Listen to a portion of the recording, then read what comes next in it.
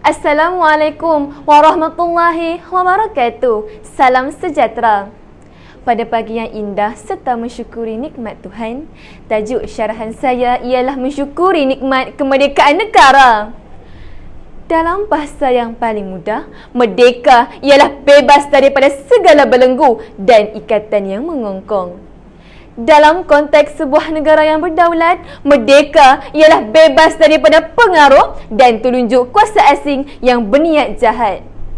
Semua urusan politik, ekonomi, sosial dan kenegaraan disandang oleh anak watan tanpa tunduk kepada tekanan pihak ketiga.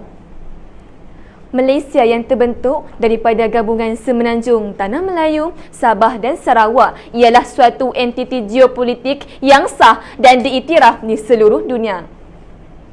Sesekali memang terdapat ancaman yang menguji keutuhan persekutuan yang ditubuhkan sejak tahun 1963 itu.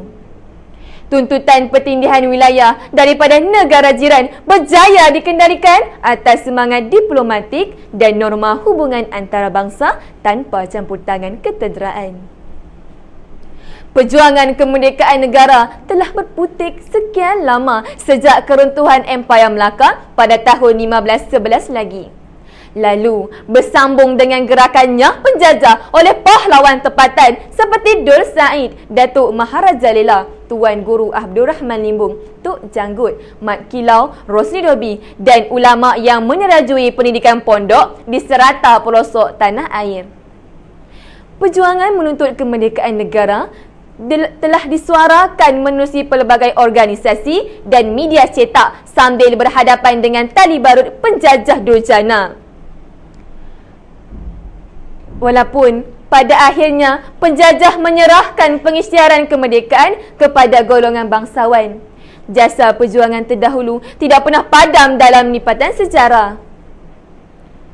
Oleh itu, kita sebagai rakyat Malaysia semestinya mensyukuri nikmat kemerdekaan yang diperoleh atas jasa pengorbanan pejuang terdahulu.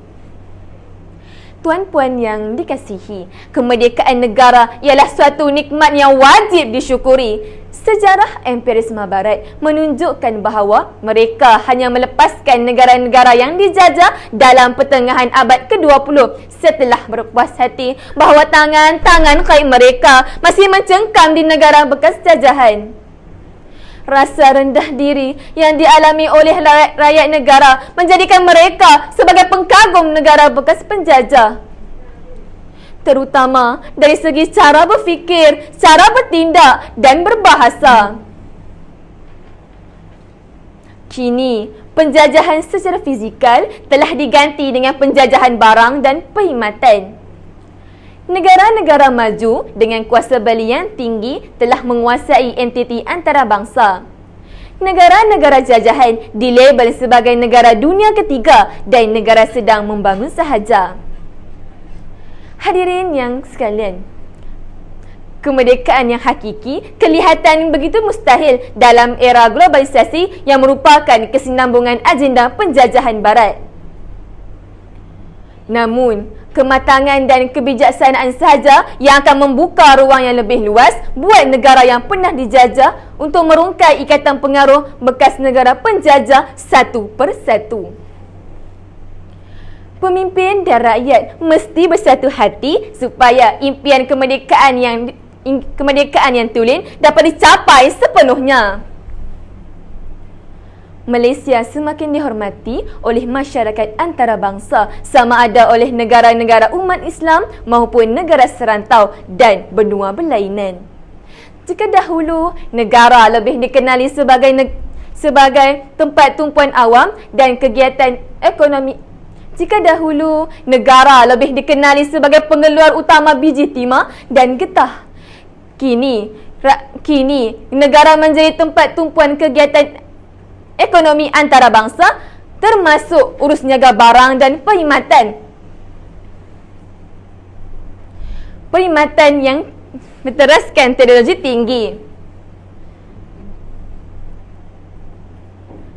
Tuan-puan yang dirahmati sekalian, Rakyat Malaysia sangat bertuah kerana keamanan yang dikecapi membolehkan segala urusan kehidupan berjalan dengan lancar tanpa gangguan yang ketara.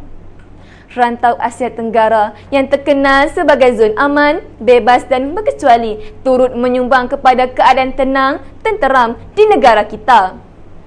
Sehingga ke hari ini, tahap keselamatan di tempat tumpuan awam menjadi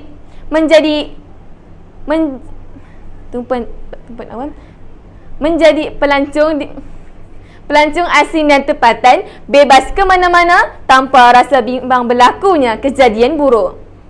Sidang hadirin yang berjiwa merdeka, marilah kita mensyukuri nikmat kemerdekaan yang sedang dikecapi dengan tekad agar masyarakat kita sentiasa berganding bahu bagi memacu ke arah sebuah pencapaian negara maju.